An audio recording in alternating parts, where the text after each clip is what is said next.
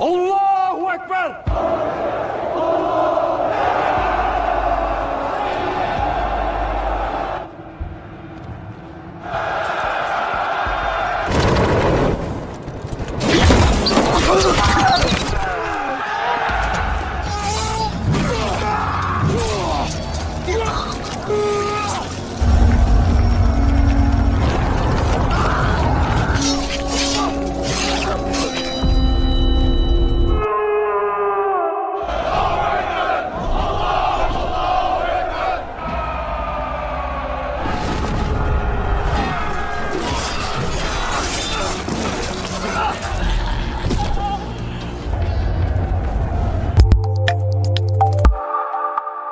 Halo guys, welcome back with me again, RBB Senior yang senantiasa berusaha menghibur kalian pastinya. Oke, setelah sekian lama kita tak bertatap muka, ya nggak pernah tatap muka juga sih. Kali ini saya akan mencoba membawakan alur cerita dari sebuah film berjudul Rise of Empire Ottoman, di mana Rise of Empire Ottoman mengangkat sebuah kisah sejarah Islam dari sudut pandang dunia barat tentang hebatnya Mehmet si Sultan dari Ottoman yang berhasil menaklukkan kota terkuat di usia mudanya, yaitu Konstantinopel. Tentu banyak perselisihan, intrik, politik, biogas, dan muslihat di dalamnya. Jadi untuk melihat keseruan ini tanpa berlama-lama lagi, langsung aja check this out.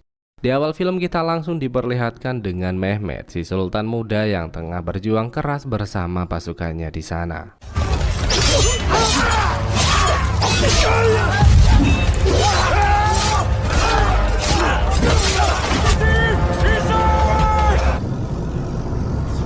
Melihat banyaknya prajurit yang gugur, ia benar-benar terpukul dan tak tahu harus berbuat apa lagi. Hingga tiba-tiba Mehmet pun terbangun dari tidurnya dan bergegas memeriksa seluruh pasukan sembari memandang tembok besar Konstantinopel yang akan menjadi tujuannya saat ini. Tepatnya pada tahun 1453, Kekaisaran Romawi Konstantinus XI dan Sultan Mehmet terus saling menyerang untuk memperebutkan Konstantinopel. Karena setiap kekuasaan harus ada pembantaian dan pengorbanan. Satu penguasa akan muncul sebagai pemenang untuk mengubah sejarah di masa depan. Dan jika satu kekaisaran bisa bangkit, maka otomatis kekaisaran lain harus dijatuhkan. Sebelum semua berlanjut, kita dibawa ke tahun 1451, di mana pada tahun ini kita diberi kesempatan untuk mengenal lebih dalam Kaisar Konstantinus, sosok pria kuat, penguasa sekaligus pelindung Konstantinopel yang mempunyai mental baja dan akan mengorbankan segala cara untuk melindungi wilayahnya. Selama ini Konstantinus selalu berhasil mengalahkan musuh dan melindungi wilayahnya. Namun semua itu tidak cukup karena ada perseteruan yang telah berlangsung lama dengan Ottoman,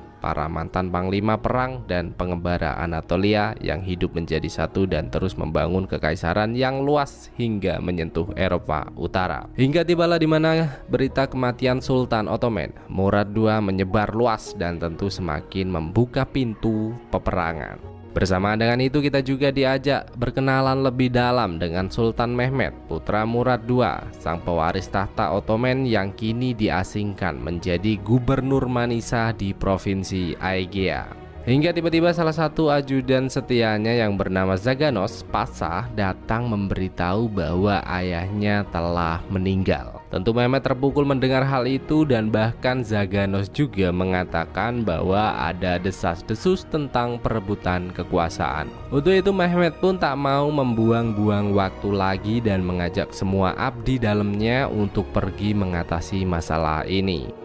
Setelah perjalanan yang panjang, Mehmet pun tiba di Adinopel atau ibu kota Ottoman dan disambut baik seorang wazir agung atau setara perdana menteri dalam kekaisaran yang bisa kita kenal sebagai Halil Pasha.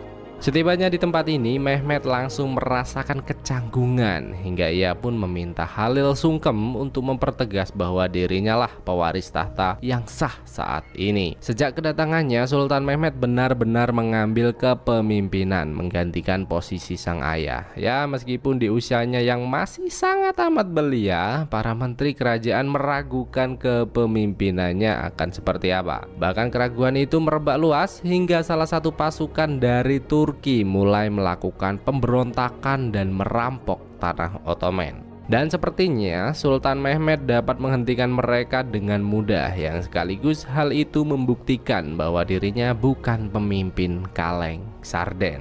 Namun tak hanya itu, ancaman terbesar untuk Sultan Mehmet karena saat ini ia juga mendapat kabar dari mata-mata di mana Kaisar Konstantinus telah mengirimkan sebuah pesan yang meminta kenaikan pajak sebesar 3 kali lipat lebih besar dari era kepemimpinan Murad. Dan apabila hal itu tak dituruti, Kekaisaran Romawi akan melepaskan Orhan atau paman Mehmet yang juga memiliki hak klaim tahta, di mana saat ini pria itu tengah tertahan di Kekaisaran Romawi dan akan memberinya modal untuk merebut tahta yang Sultan Mehmet kendalikan saat ini. Alih-alih tertekan dengan ancaman yang diberikan, Sultan Mehmet malah langsung berencana membangun tembok pertahanan dan juga memutus jalur pergerakan yang dikenal sebagai pemutus tenggorokan. Hisalah pun tak setuju dengan rencana ini karena akan menimbulkan peperangan yang besar. Namun Sultan Mehmet tak memperdulikan hal itu dan akan melakukan perlawanan hebat jika dirinya terus merasa ditekan. Tanpa persetujuan dari Hisalah, siapa sangka pembangunan hanya membutuhkan waktu setengah bulan dan benteng itu mulai membuat Konstantinus merasa terancam. Seketika Konstantinus pun mulai mengirimkan beberapa utusan untuk memastikan semua ini bukanlah awal dari peperangan. Namun Sultan muda Mehmet malah memenggal kelapa para utusan agar Konstantinus dapat menyimpulkannya sendiri. Keputusan yang diambil Sultan Mehmet pun dianggap sebagai lelucon untuk semua Perdana Menteri Kekaisaran Romawi dan berencana untuk segera memberinya pelajaran. Namun Konstantinus yang menyadari hal ini sebagai ancaman besar pun menegaskan bahwa mereka harus menunggu pasukan Katolik dari Eropa sebelum melakukan pergerakan. Yang siapa sangka hal itu kembali mendapatkan penolakan dari Lukas atau Perdana Menteri Kekaisaran Romawi saat ini. Lukas benar-benar menegaskan bahwa dirinya tak akan mempercayai pasukan Katolik dan gereja-gereja Eropa setelah adanya konflik di antara mereka beberapa abad yang lalu. Kalian gak paham? Gini bro, jadi beberapa ratus tahun yang lalu ada sebuah konflik besar, namun bukan dengan kesultanan, melainkan Konstantinopel dengan pasukan Katolik dari Eropa yang tergiur dengan kemewahan yang Konstantinopel miliki. Oke, sudah paham? Lanjut. Dengan apa yang Lukas sampaikan, banyak terjadi perdebatan di antara mereka dalam pertemuan ini. Konstantinus yang tak mau terjadi perselisihan di antara mereka pun menegaskan bahwa kita semua saudara di mata Tuhan. Dan tak lupa ia juga menjelaskan bahwa saat ini dirinya telah mengirim surat ke Vatikan dan seluruh Eropa untuk memperkuat pertahanan. Bahkan tanpa mereka ketahui, dirinya juga telah menyewa pasukan bayaran dari Genova yang kini sudah dalam perjalanan menuju kota ini. Mereka semua pun sangat senang akan apa yang Konstantinus sampaikan, namun tidak dengan Lukas karena ternyata pria ini merupakan orang terkaya di Konstantinopel dan memiliki banyak bisnis yang berkaitan dengan Ottoman. Sehingga selain alasan pertama yang ia sampaikan, peperangan ini juga sudah pasti akan menimbulkan kerugian besar untuknya. Dengan itu Lukas pun diam-diam pergi mengutus seseorang ke Ottoman untuk meminta Halil Pasha datang menemuinya. Seiring berjalannya waktu, pertemuan itu benar-benar terjadi, di mana Lukas meminta Halil merayu Sultan Mehmet menghentikan peperangan ini. Namun Halil yang sadar tak lagi mempunyai kekuasaan penuh pun merasa tak sanggup untuk melakukannya, hingga terjadilah sedikit perselisihan di antara mereka. Dan siapa sangka tanpa mereka sadari juga ada seseorang yang telah menguping pembicaraan ini. Siapa sangka hal itu terdengar begitu cepat di telinga Sultan Mehmet dan dirinya langsung mengutus Zaganos untuk membawa Halil ke hadapannya. Tentu Halil merasa cemas atas apa yang akan terjadi terhadap dirinya dan ia datang membawa sekantung emas agar Mehmet melupakan masalah ini. Namun dengan tegas Mehmet mengatakan bahwa dirinya tak membutuhkan emas yang Halil miliki dan hanya membutuhkan kesetiaan untuk menguasai Konstantinopel. Mehmet memainkan bidak caturnya dengan sangat amat bijak, di mana ia benar-benar tahu bahwa Halil orang yang terkuat kedua di Ottoman dan dirinya harus mendapatkan dukungan penuh untuk menguasai Konstantinopel.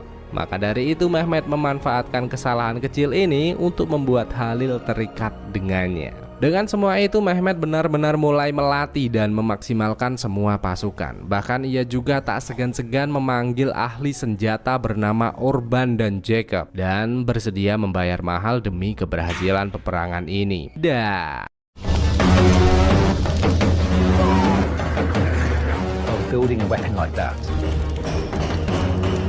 Lihatlah berapa besarnya meriam basilika yang tengah mereka siapkan. Namun Kekaisaran Konstantinus tentu juga tak diam saja, karena saat ini dirinya benar-benar mendatangkan Giovanni, tentara bayaran dari Genova yang mampu mengacak-ngacak sebuah negara bersama pasukannya. He offered his services. Chronicles say that the emperor.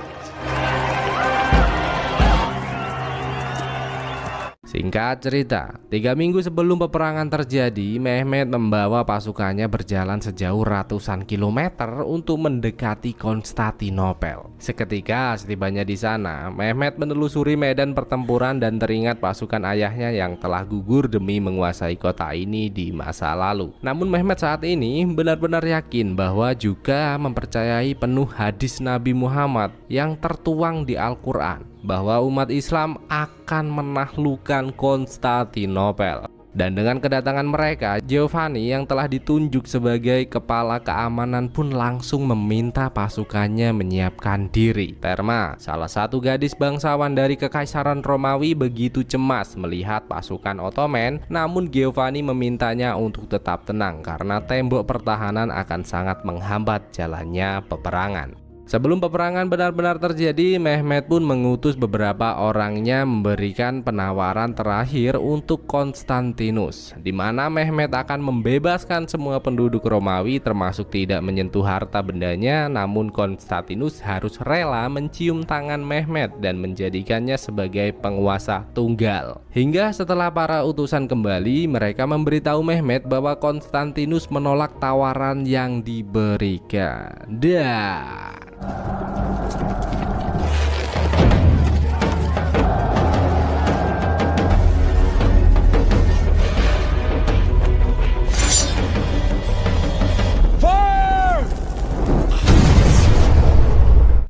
Ottoman Season 1 Episode 2. Sebelum berlanjut, Mehmet kembali teringat dengan perkataan ayahnya yang mengatakan bahwa tembok Konstantinopel tak dapat ditembus oleh apapun. Mehmet muda yang mendengar hal itu tak lantas putus asa dan berjanji akan merobohkannya suatu saat nanti. Dan nampaknya Mehmet kini benar-benar membuktikan perkataannya dengan menembakkan peluru meriam seberat 500 kg secara bertubi-tubi untuk menghancurkan tembok pertahanan. 1453. Sultan.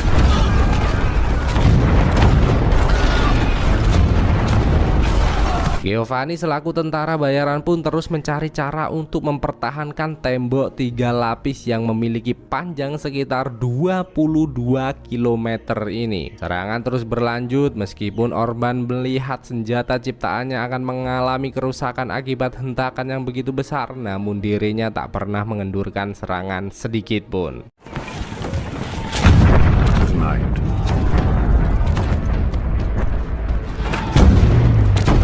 Hingga setelah 6 hari 6 malam menerima serangan, Giovanni yang merasa reputasinya terancam mulai menyemangati seluruh prajuritnya untuk keluar tembok menyerang secara langsung. Dan lihatlah, let's show them what a Genoese bastard.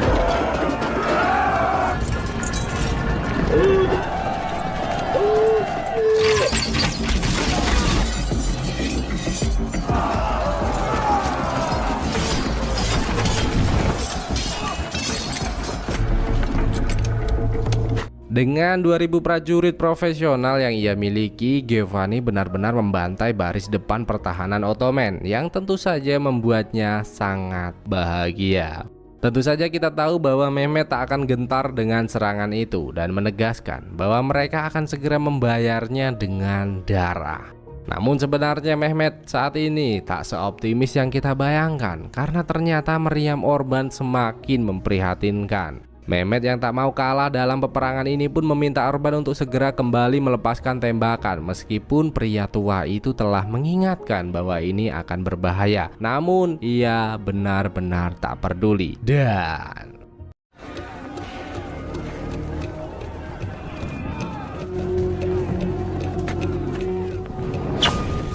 No! akibat hentakan yang begitu kuat dan lambung meriam yang retak membuat ledakan yang begitu dahsyat sehingga membuat Mehmet dan lainnya terkapar di sana. Bersamaan dengan itu seketika kita diperlihatkan dengan rentetan masa kecil Mehmet yang sangat amat keras karena di usianya yang dini dirinya sudah dipisahkan dari ibu kandungnya untuk tinggal bersama ibu tirinya yang bernama Mara di Adrianopel, ibu kota Ottoman. Di sana Mehmet selalu dituntut untuk menjadi manusia yang kuat dan pintar sehingga di usianya yang masih senja telah berhasil menguasai 5 bahasa yang berbeda. Namun di masa kecilnya ternyata ia telah menunjukkan watak yang keras kepala sehingga Halil Pasha selaku guru pembimbing harus mendisiplinkannya dengan cara yang sangat amat keras. Seiring berjalannya waktu, di usianya yang telah menginjak 13 tahun, Murad memutuskan pensiun dan menyerahkan anugerah terhadapnya untuk mengambil kepemimpinan. Dengan kekuasaan barunya, Mehmet Muda benar-benar memperlihatkan dendamnya terhadap Halil yang selalu memperlakukannya dengan kasar. Bahkan tak lama dari penobatan, ia memanggil semua menteri dan meminta mereka menyiapkan pasukan merebut Konstantinopel untuk membuktikan kemampuannya. Mendengar hal itu, Halil pun menegaskan bahwa hal ini tak akan mungkin dapat dilakukan karena sangatlah berbahaya. Namun Mehmet tak memperdulikan hal itu dan bahkan dengan perlakuan kasar yang masih teringat-ingat selama ini, ia tak segan-segan menegaskan bahwa dirinya akan menurunkan Halil dari jabatan jika berusaha menghalangi rencananya. Seketika Halil Pasha selaku orang terdekat Sultan Murad II pun datang menemuinya untuk melaporkan apa yang saat ini Mehmet rencanakan. Dengan itu Sultan Murad bergegas memanggil Mehmet dan menyampaikan kekecewaannya di sana. Di usianya yang masih belia, tak sepantasnya Mehmet mengambil keputusan untuk berperang.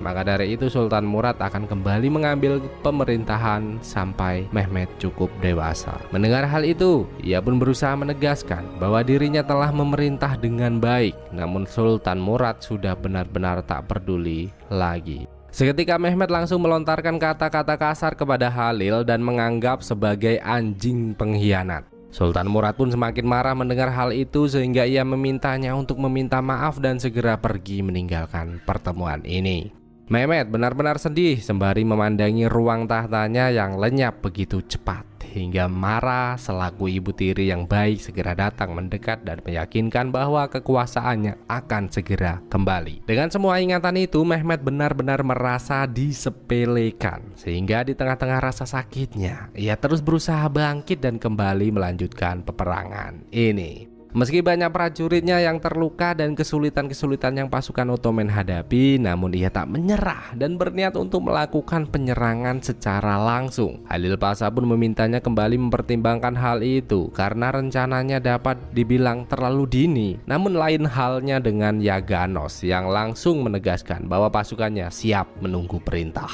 Waktu pun berlalu begitu cepat, di mana Mehmet terus melakukan observasi dan mulai menyusun rencana sebelum melakukan penyerangan secara langsung. Hingga di malam harinya Mehmet si Sultan Muda terus menyemangati semua pasukannya dengan menegaskan bahwa era Romawi dan Kristiani harus segera dihapuskan. Dengan lantang Mehmet menyuarakan bahwa inilah saatnya mereka membuktikan kemampuan dan Allahu Akbar!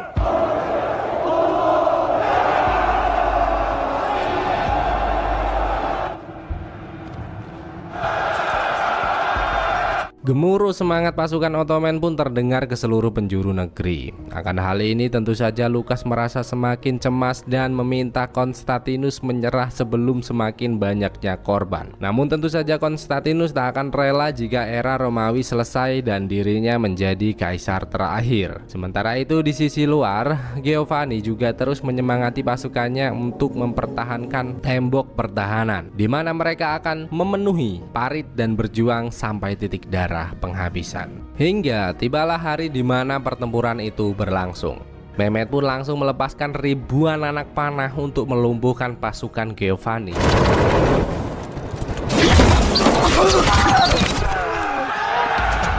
Dan seketika itu ia juga mengerahkan prajurit Yanisari, pasukan terkuat dari Balkan, sebagai garda terdepan. Dan lihatlah, They were all well-wheeled broadswords.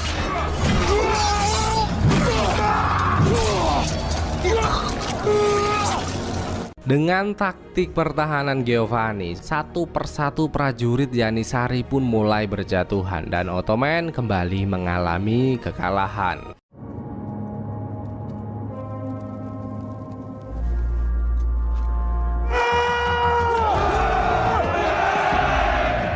Pada situasi ini Mehmet semakin terdesak karena selain prajurit Halil Pasha yang menentang rencana-rencananya, ia juga harus terus mencari cara untuk segera memenangkan pertempuran sebelum pasukan Eropa datang membantu Konstantinus berperang. Yang padahal hanya dengan pertahanan dari pasukan Giovanni mereka sudah sangat tertekan saat ini. Hingga siapa sangka di tengah-tengah kecemasan itu, tiba-tiba seorang prajurit datang menemui Mehmet untuk mengantarkan sebuah pesan, di mana pesan itu berisi informasi tentang pasukan tambahan Giovanni yang tengah dalam perjalanan membawa prajurit penuh dan suplai persediaan yang tentu saja membuat posisinya semakin terancam di sana. Ottoman Season 1 Episode 3. Sejak hari ini, 3 minggu sudah Ottoman melancarkan serangan dan tembok Konstantinopel masih terlihat berdiri kokoh dengan sangat gagah. Terlebih lagi dengan berita kedatangannya armada kapal Genova tentu menambah kecemasan Mehmet di sana. Untuk itu, ia pun menegaskan bahwa tak boleh lagi adanya kekalahan yang mempermalukannya. Hingga Komandan Angkatan Laut yang bernama Baltoglu Sulaiman Pasha yang mempunyai julukan si kapak perang berjanji akan menenggelamkan kapal-kapal Genova yang kini kian mendekat. Seketika itu Baltoglu yang mempunyai segudang prestasi dalam dunia peperangan memimpin langsung 140 kapal untuk menanti kedatangan armada kapal Genova. Baltoglu dan pasukannya benar-benar semangat kali ini, hingga siapa sangka mereka semua dikejutkan dengan kedatangan kapal Genova yang hanya berjumlah 4 buah. Mehmet yang juga melihat hal itu pun benar-benar meremehkan dan bahkan juga mengatakan bahwa pasukannya akan menyelesaikan hal ini sebelum makan malam berlangsung. Bersamaan dengan itu tanpa kita sadari, ternyata diam-diam Mehmet juga mengerahkan seluruh penggali dari Serbia untuk menjebol tembok Konstantinopel dan memasang bahan peledak di sana. Namun pihak Konstantinopel nampaknya juga telah mengantisipasi hal-hal tak terduga seperti ini, di mana kekaisaran telah mengerahkan tentara bayaran dari Skotlandia bernama John Grant untuk mengawasi seluruh pergerakan. Dengan itu John mulai meletakkan seember air di seluruh permukaan dinding untuk mengetahui setiap anomali di bawah tanah.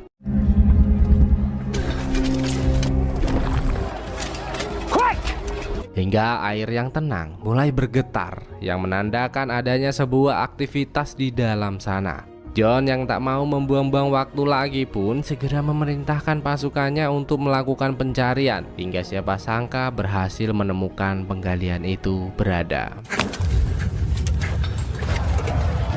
Halo, Yawi.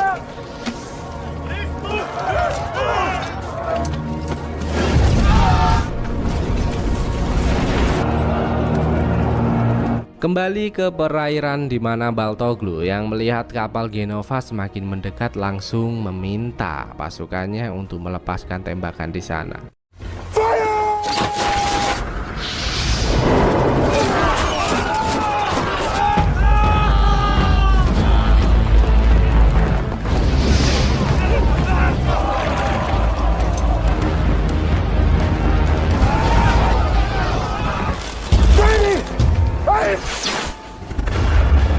Sultan Mehmet yang mengawasi jalannya penyerangan terlihat begitu senang dengan keuntungan ini. Sementara itu, Konstantinus yang mulai merasa cemas tak tahu harus berbuat apa lagi. Namun Giovanni memintanya untuk tetap tenang karena armadanya hanya membutuhkan sedikit angin dari laut Marmara untuk lepas diri dari penyergapan. Kini Baltoglu selaku pemimpin armada pun meminta anggotanya terus maju untuk melakukan penyerangan secara langsung. Kapten Genova yang menyadari hal itu juga segera meminta pasukannya mengikat kapal menjadi satu untuk menghadapi penyerangan ini.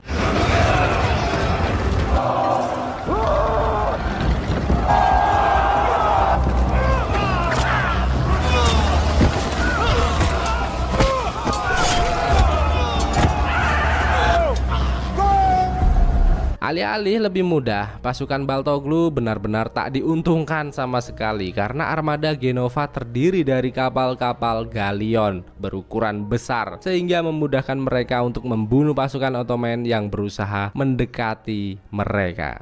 Bahkan situasi semakin tidak menguntungkan dengan adanya angin yang mulai bertiup kencang. Di momen ini Kapten Armada Genova pun menyadari posisi Baltoglu terdesak hingga ia langsung memanahnya sebelum pergi menjauh memasuki Teluk Tanduk Emas melalui tembok Konstantinopel sisi timur ini. Atas serangan itu Baltoglu terluka sangat parah, namun dirinya tak mempunyai niat untuk menyerah dan terus berusaha mengejar mereka. Tentu saja kekalahan ini kembali menjadi tamparan besar untuk Mehmet, sementara Konstantinus bersorak gembira bersama pasukannya. Di saat Kekaisaran Konstantinus bersenang-senang merayakan keberhasilan ini, dengan penuh amarah Mehmet membawa Baltoglu ke hadapannya dan berniat untuk langsung memenggalnya di sana. Baltoglu yang merasa gagal menjalankan tugas pun pasrah dengan hukuman yang akan diberikan. Namun ia memohon agar Mehmet mau mengampuni semua pasukannya. Hingga Hisala datang mendekat dan meminta Mehmet untuk memberikan sedikit belas kasih karena Baltoglu merupakan prajurit setia yang bahkan telah rela kehilangan matanya demi peperangan ini.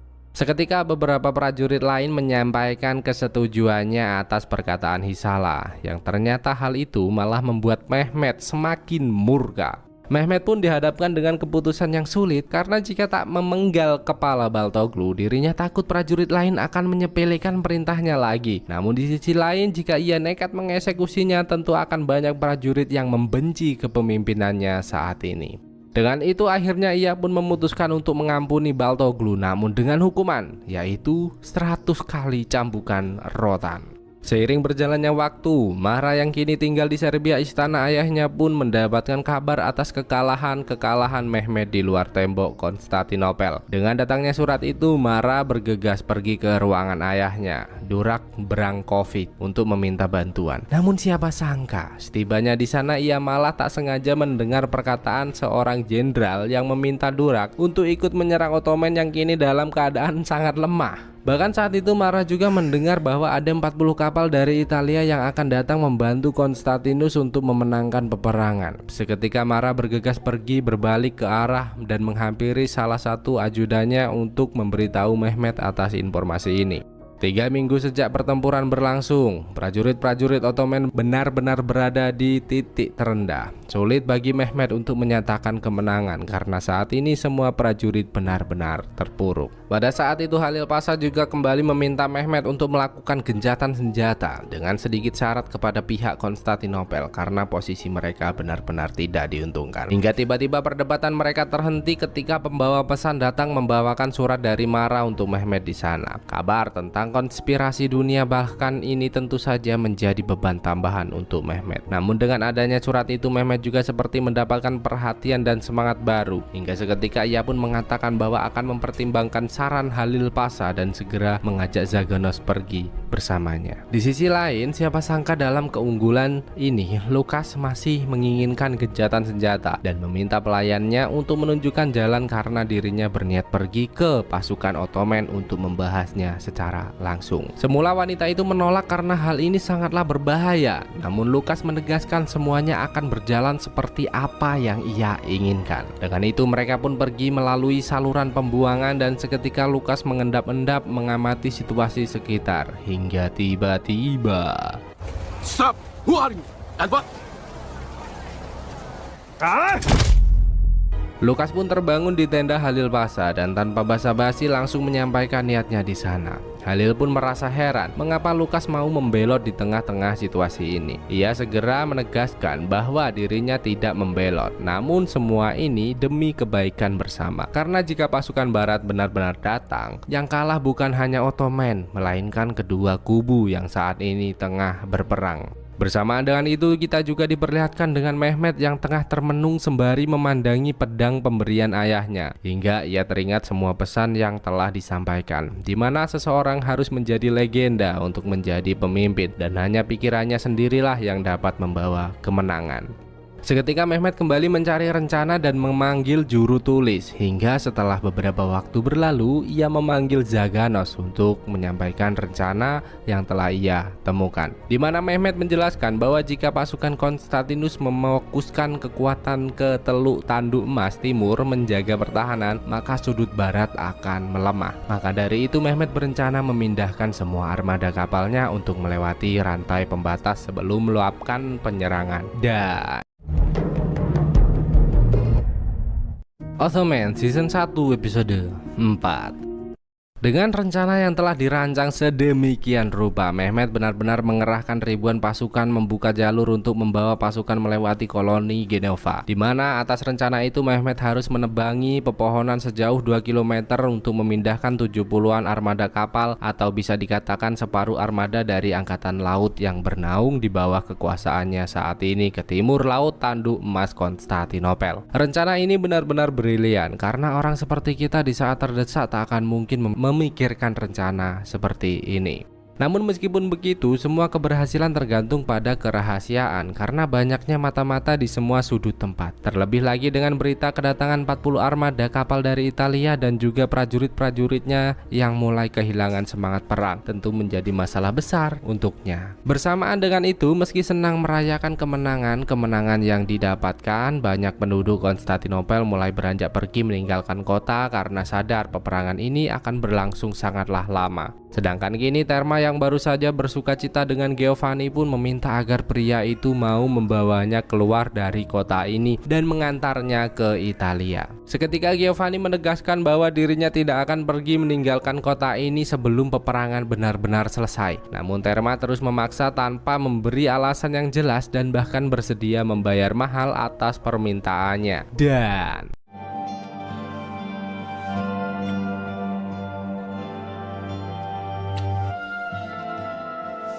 kini rencana Mehmet terus berlanjut dengan penuh kerahasiaan. Bahkan dirinya juga menegaskan jika bulu jenggotnya tahu, ia akan segera mencabutnya demi menjaga rahasianya tetap aman. Saat ini memang banyak mata-mata yang menyebar untuk mencari informasi masing-masing kubu, di mana mata-mata ini berasal dari Galata, sebuah koloni di timur Tanduk Emas yang hidup melalui perdagangan apapun termasuk informasi.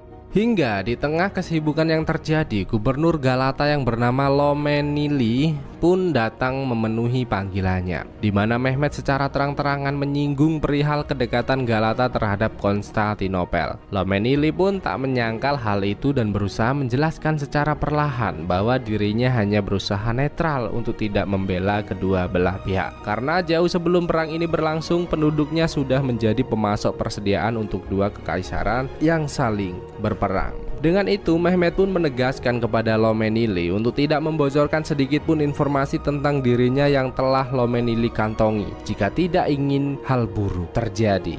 Meski pria tua itu menunjukkan respon yang baik, namun Mehmet tak lagi mau gegabah dan langsung menyusun meriam untuk menembaki seluruh kapal yang berada di Teluk Tanduk Emas. Mehmet melepaskan tembakan ini tentu mempunyai tujuan, karena selain menghancurkan kapal-kapal di sana, ia juga menunjukkan kepada Lomenili bahwa dirinya benar-benar serius dan sekaligus menyamarkan suara pembangunannya yang tengah berlangsung. Bersamaan dengan itu, Mara yang masih merasa penasaran dengan keputusan ayahnya atas penyerangan Ottoman pun kembali datang untuk memastikannya. Seketika Durak pun merasa bahwa putrinya telah terhasut Mehmet sehingga terlalu dalam ikut campur masalah ini. Namun dengan tegas Mara mengatakan bahwa Mehmet telah ia anggap sebagai putranya sendiri. Mendengar hal itu, Durak pun menegaskan bahwa Murad II telah mati dan inilah saatnya Mara menikah mencari kehidupan baru. Namun Mara langsung menolak hal hal itu dan bergegas pergi meninggalkannya di sana. Kembali ke proyek rencana besar ini. Setelah membuka jalur sepanjang 2 km, Mehmet sadar waktunya kian menipis dan tak sanggup menutup kemungkinan akan segera terhembus. Maka dari itu Mehmet kembali membuat kita terkagum dengan tekadnya, di mana akan memindahkan 70 armada kapal dalam waktu semalam dengan mengerahkan ribuan prajurit yang tentu saja membuat kebisingan hebat di setiap prosesnya.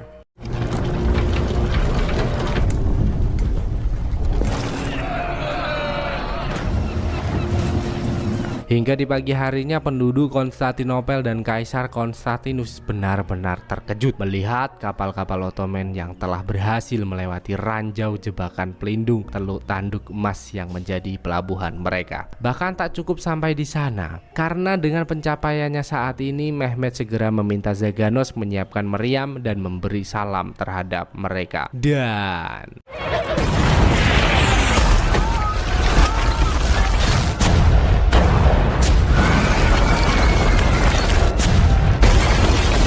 seketika suasana di Konstantinopel begitu mencekam karena seperti yang kita tahu bahwa posisi meriam Mehmet dapat menembak secara leluasa tanpa takut akan adanya serangan balasan. Giovanni yang tak mau keadaan semakin memburuk pun meminta Konstantinus untuk memindahkan separuh armadanya yang berada di barat menghadang serangan yang tengah Mehmet lakukan. Padahal memang itulah apa yang Mehmet inginkan, karena jika separuh pasukan diminta untuk menjaga tembok utara Tanduk Emas, tembok barat otomatis akan melemah dan pasukannya dapat menyerang dengan mudah. Salah satu pelayan bernama Anna yang sempat terjebak dalam kekacauan ini pun meminta Lukas segera menemui rekannya yang berada di Ottoman untuk segera menghentikan kekacauan. Namun pria itu menolak dan menegaskan bahwa semua ini sudah terlambat. Tak berselang lama dari itu, pertemuan darurat juga terjadi, di mana Giovanni menegaskan bahwa dirinya sudah tahu pasti apa rencana Mehmet dan akan lebih baik langsung melakukan perlawanan daripada hanya pasrah terkepung seperti ayam sayur.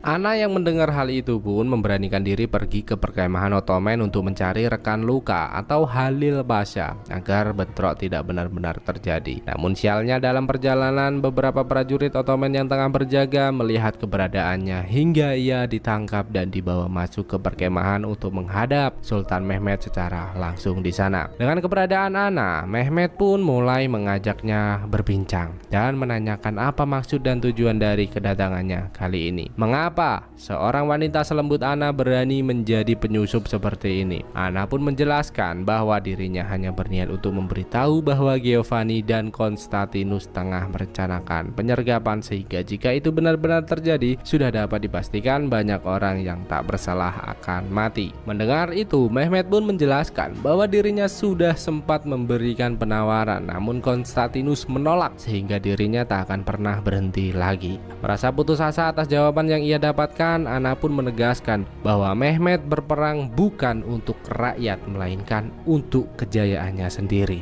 Tentu saja Mehmet sangat marah mendengar apa yang Anna katakan. Sampai akhirnya Anna yang merasa tak dapat berbuat apa-apa lagi pun menegaskan jika Mehmet benar-benar berhasil merebut dan memimpin kota ini, ia berharap Mehmet akan menjadi pemimpin dan pelindung yang baik untuk para rakyatnya. Sedangkan kini Kaisar Konstantinus pun belum melakukan pertemuan darurat, di mana dengan rencana yang Giovanni usulkan, ia akan mengirim salah satu kesatrianya yang bernama Giacomo Koko untuk memimpin penyergapan. Dengan itu mereka pun tak mau mengulur waktu lagi dan Giacomo Koko segera meminta pasukannya menyiapkan peledak untuk meratakan kapal-kapal Ottoman. Namun sebelum keberangkatannya, Giacomo Koko menitipkan sebuah surat untuk keluarganya kepada Giovanni, seperti merasa hal buruk akan terjadi. Hingga ketika fajar menjelang, bersamaan dengan itu Mehmet yang tengah sholat subuh, Giacomo Koko membawa pasukannya mendekati armada Ottoman dalam radius tembak dan menyiapkan serangan. Namun seketika mereka dikejutkan dengan menyalanya sebuah menara yang berarti mereka telah dikhianati. Dan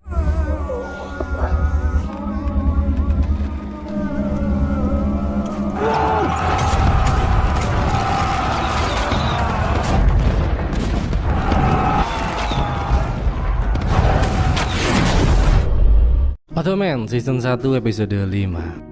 9 tahun sebelum peperangan terjadi, Mara ibu tiri baik hati ini pun datang menemui Mehmet yang tengah bersedih karena kematian ibu kandungnya. Mara yang tak mau melihatnya putus asa pun terus berusaha meyakinkan Mehmet muda bahwa dirinya akan membawa perubahan besar suatu saat nanti.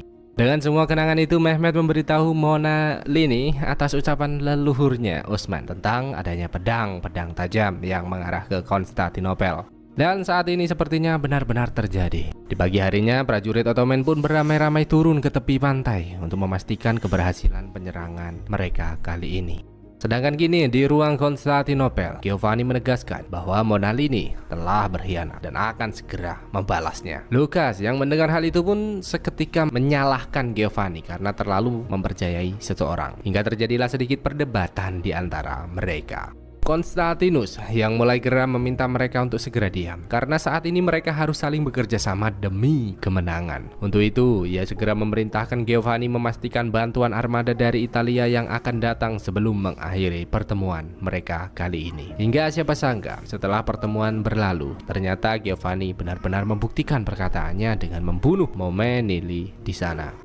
Seiring berjalannya waktu, kedua kubu benar-benar mendapatkan kerugian yang sangat amat besar. Terlebih lagi pihak Konstantinopel karena seperti yang kita tahu bahwa pasukan Genova yang berusaha datang membantu telah tewas dalam penyergapan. Bahkan mereka saat ini mulai kekurangan makanan atas berhentinya suplai dari Galata karena gubernurnya telah dibunuh Giovanni beberapa waktu yang lalu sehingga benar-benar menambah kesengsaraan ini. Begitu juga dengan pihak Ottoman yang telah melancarkan banyak serangan namun hanya mendapatkan satu keberhasilan. Dan meskipun meriam basilika buatan Orban terus dihempaskan, namun tembok Konstantinopel masih berdiri kokoh sekokoh punyaku, sehingga mulai membuat prajuritnya bertanya-tanya, akankah mereka dapat memenangkan peperangan ini? Untuk itu kedua belah pihak mempunyai caranya sendiri demi menambah keyakinan, di mana pihak Ottoman selalu beribadah menenangkan diri, sedangkan Konstantinopel membawa artefak suci mengelilingi tembok berharap ada sebuah keajaiban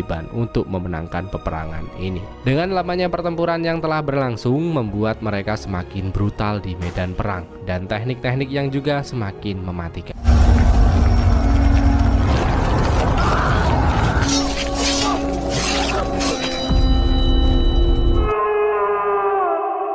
Pada minggu ke-6 semenjak pengepungan berlangsung, Mehmet pun membicarakan kehebatan Giovanni dan pasukannya yang membuat Ottoman kalang kabut. Untuk itu Mehmet menegaskan bahwa Giovanni harus segera diatasi sebelum kekacauan kembali terjadi. Seketika Zaganos pun menegaskan bahwa dirinya akan segera mengatasinya. Namun Mehmet melarang hal itu dan memintanya untuk tetap menunggu. Hingga siapa sangka di pagi harinya Mehmet menyamar menjadi Zaganos dan memacu kuda menuju tembok pertahanan Konstantinopel untuk mengajak Giovanni berbincang secara langsung. Seketika Giovanni pun mendekat dan betapa terkejutnya ia melihat Sultan Mehmet yang berdiri di hadapannya saat ini. Dengan itu Giovanni pun memuji keberanian Mehmet karena seperti yang kita lihat bahwa Sultan kita berdiri sangat dekat dengan tembok pertahanan di mana di balik tembok itu terdapat ratusan bahkan ribuan orang yang siap membunuhnya. Namun Mehmet begitu tenang dan juga secara terang-terangan memuji kehebatan pasukan Giovanni yang telah berhasil mengacaukan pasukannya. Untuk itu Mehmet yang mengetahui Giovanni berperang membela Konstantinopel hanya demi bayaran pun mulai memintanya berbalik arah dan dirinya akan memberikan tanah yang luas menjadikannya sebagai gubernur Aegia. Jaminan keamanan dari Ottoman serta bebas menjalankan bisnis tanpa adanya pajak. Seketika Giovanni menanyakan mengapa Mehmet senekat ini, namun Sultan kita tak memberi penjelasan yang jelas dan berlalu pergi sembari menunggu jawaban atas apa yang telah ia tawarkan.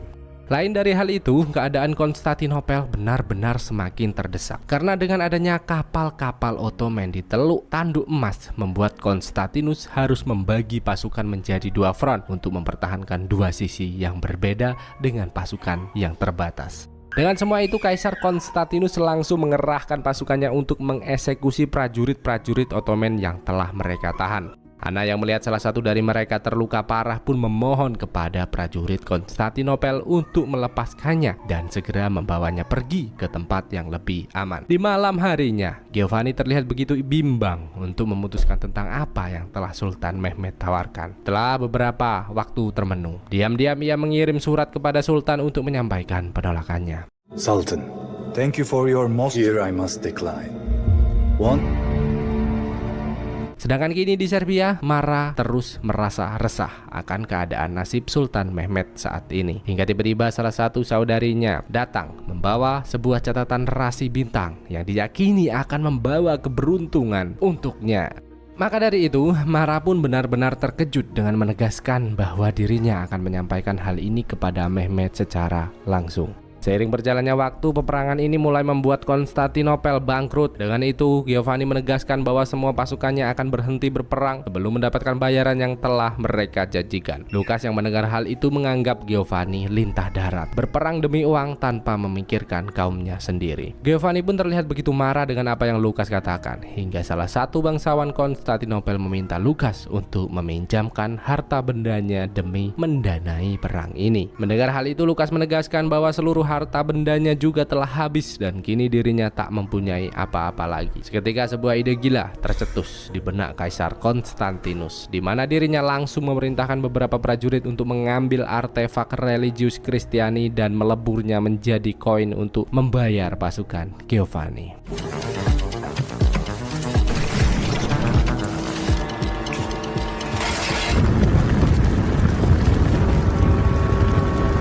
Hingga siapa sangka mata-mata Ottoman yang tengah berjaga melihat pasukan Venesia sudah datang mendekat untuk membantu Konstantinopel berperang. Mendengar hal itu, Sultan Mehmed pun sangat marah dan meminta para petingginya untuk mencari solusi akan hal ini. Seketika mereka pun terdiam sehingga membuat kemarahan Sultan Mehmed semakin memuncak. Bagaimana petinggi-petinggi kerajaan tak dapat berpikir dan memberikan solusi sedikit pun. Muak akan semua ini, Sultan Mehmed pun meminta mereka semua untuk pergi dari tempat ini. Sedangkan kini Kaisar Konstantinus terlihat begitu senang dengan berita kedatangan pasukan Venesia yang akan datang membantunya. Maka dari itu ia meminta Lukas dan bangsawan lainnya menyiapkan semua peralatan yang Giovanni butuhkan, karena mereka harus terus menahan Ottoman sampai pasukan Venesia benar-benar tiba. Hingga di malam harinya, Sultan Mehmed merasa terkejut setelah menerima sebuah surat di sana. Tak mau membuang-buang waktu, ia pun bergegas pergi ke lokasi yang telah ditentukan. Dan ternyata Mara datang untuk memberitahu akan adanya bulan berdarah yang menjadi pertanda bukti ramalan atas hancurnya Konstantinopel.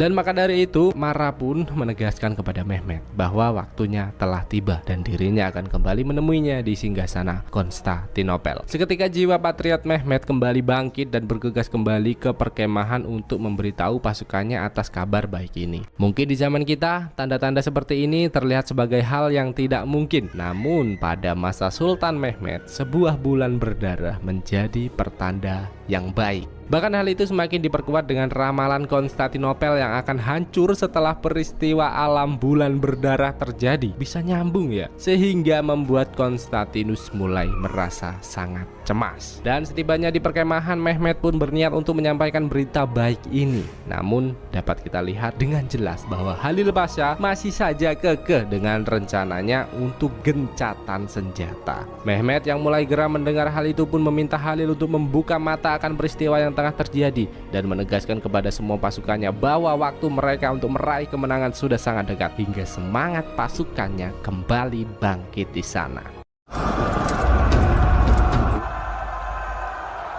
Setelah beberapa hari berlalu, sejak peristiwa bulan berdarah terjadi, Halil Pasha pun kembali datang dan tetap meminta Mehmed untuk mengurungkan niatnya. Seketika Mehmed sangat marah karena merasa Halil Pasha selalu meragukan keputusannya, hingga tiba-tiba seorang prajurit datang meminta Mehmed keluar untuk melihat sesuatu yang ternyata gereja Konstantinopel menguap dan membuat semua penduduk di sana merasa sangat ketakutan.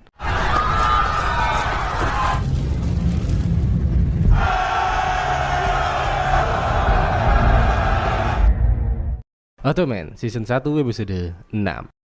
Kaisar Konstantinus dan para bangsawan Konstantinopel pun sangat cemas akan peristiwa-peristiwa yang terjadi. Bahkan Lukas juga merasa bahwa Bunda Maria telah meninggalkan mereka dan menganggap ini semua menjadi tanda berakhirnya kejayaan Romawi. Mendengar hal itu, Giovanni pun berusaha meyakinkan Konstantinus bahwa semua belum berakhir, karena mereka hanya perlu mempertahankan tembok untuk menunggu kedatangan armada Venesia yang akan membantu mereka memenangkan peperangan. Namun lagi dan lagi, Lukas malah mengajak Kaisar pergi mengevakuasi diri sehingga Giovanni sempat tersulut emosi di sana. Seketika Kaisar pun meminta mereka diam sembari menegaskan bahwa dirinya hidup untuk mempertahankan Konstantinopel dan akan tetap bertahan walau apapun yang akan terjadi. Dengan itu Konstantinus langsung mengadakan pertemuan untuk menyusun strategi. Giovanni selaku juru tempur yang sudah melihat lapangan secara langsung sadar akan apa yang pihak Ottoman rencanakan. Maka dari itu ia meminta Lukas untuk memindahkan semua meriam ke tembok pertahanan bagian barat karena kemungkinan besar Ottoman akan menyerang habis-habisan di sana. Namun lagi-lagi perbedaan pendapat membuat suasana semakin tegang di mana Lukas merasa bahwa meriamnya harus tetap berada di teluk tanduk emas dan bahkan juga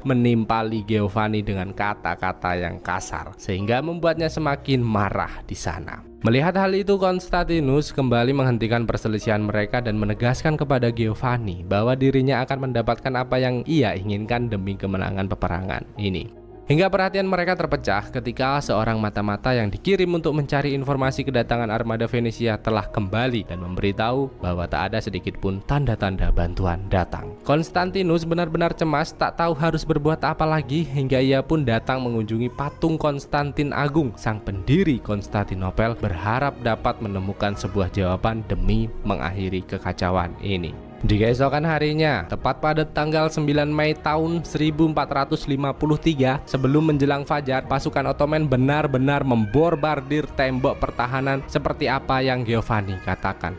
Dengan itu ia bergegas pergi menemui Therma untuk memintanya pergi, karena keselamatannya lah yang akan menjadi semangatnya dalam peperangan ini.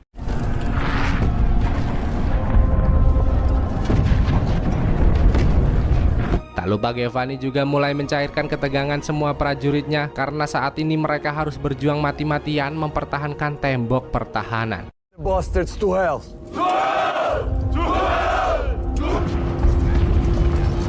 Sementara itu Mehmet yang keluar dari tenda mulai menyemangati semua pasukannya sebelum menyerang habis untuk merebut Konstantinopel. Dengan lantang Mehmet mengatakan bahwa 23 pasukan telah gugur demi mencapai titik ini. Banyak dari kita yang telah berjuang mati-matian untuk menguasainya. Maka dari itu mari kita buktikan firman Nabi untuk mengambil alih Konstantinopel dan memulai kehidupan yang baru. Seketika pasukan Ottoman pun kembali full senyum dan meneriakkan takbir bersama di sana.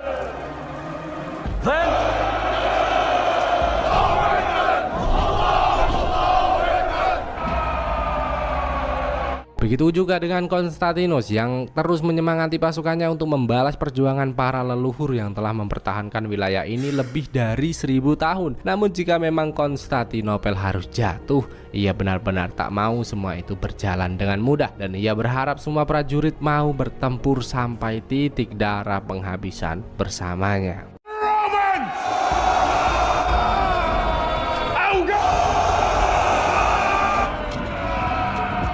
Dengan itu semangat juang para prajurit pun kembali bangkit di tengah-tengah ketegangan ini. Dan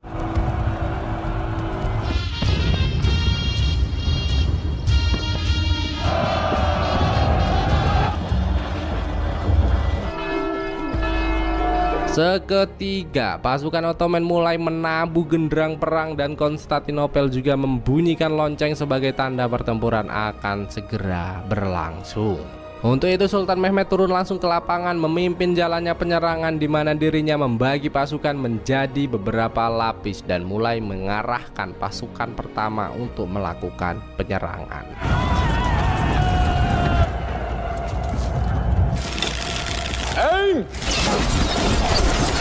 Seketika Giovanni pun langsung meminta semua pasukannya untuk menyerbu kedatangan mereka. Namun siapa sangka memang inilah yang Sultan Mehmet rencanakan. Karena dengan serangan yang bertubi-tubi sudah pasti akan membuat pasukan Giovanni kelelahan.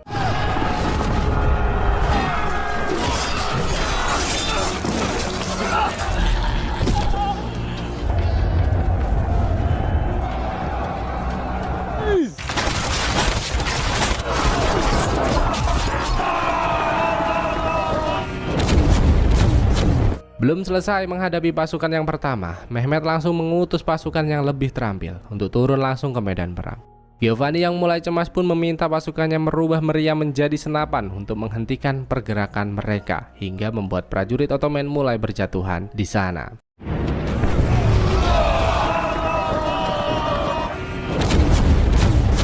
Bahkan pada saat itu Giovanni juga turun langsung ke medan pertempuran untuk memperlihatkan kepada semua orang atas apa yang dapat ia lakukan.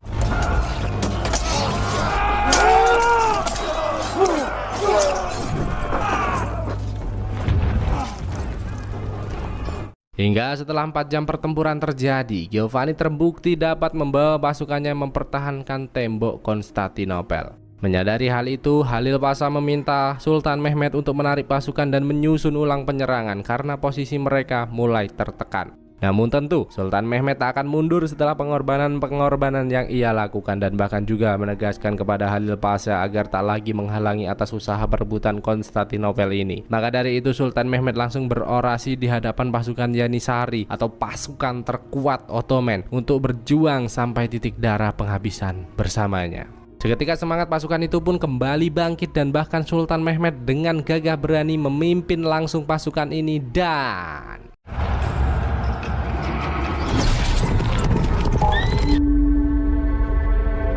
momen dramatis sempat terjadi di mana Sultan Mehmed berhasil dijatuhkan hingga tak sadarkan diri. Seketika bayangan-bayangan masa lalu pun tergambar jelas dalam lamunannya. Bahkan Giovanni yang menyadari keadaan Sultan Mehmed saat ini juga langsung meminta pasukannya untuk melancarkan serangan. Untung saja secara perlahan pahlawan kita berhasil bangkit melakukan perlawanan dan disusul dengan prajurit Yanisari yang mulai berdatangan.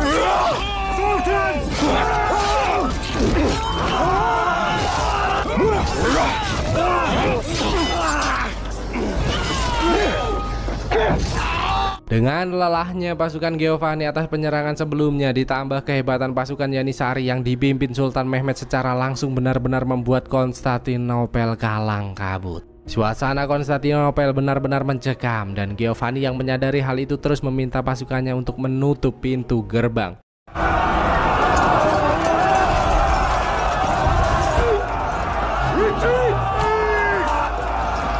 Namun sepertinya semua itu sudah terlambat karena pasukan Ottoman terus berdatangan menerobos pertahanan dan bahkan Giovanni yang berada di puncak tertinggi berhasil dijatuhkan.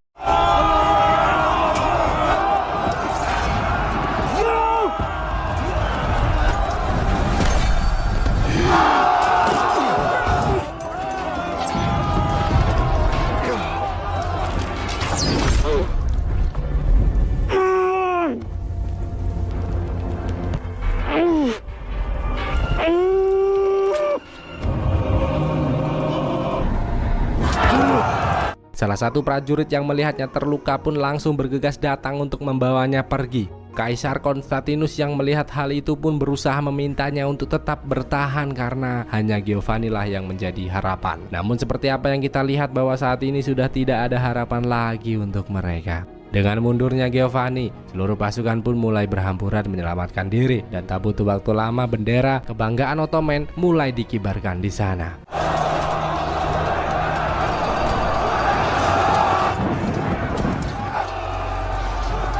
Konstantinus yang melihat hal itu pun benar-benar sadar bahwa kekaisaran Romawi telah hancur di masa jabatannya.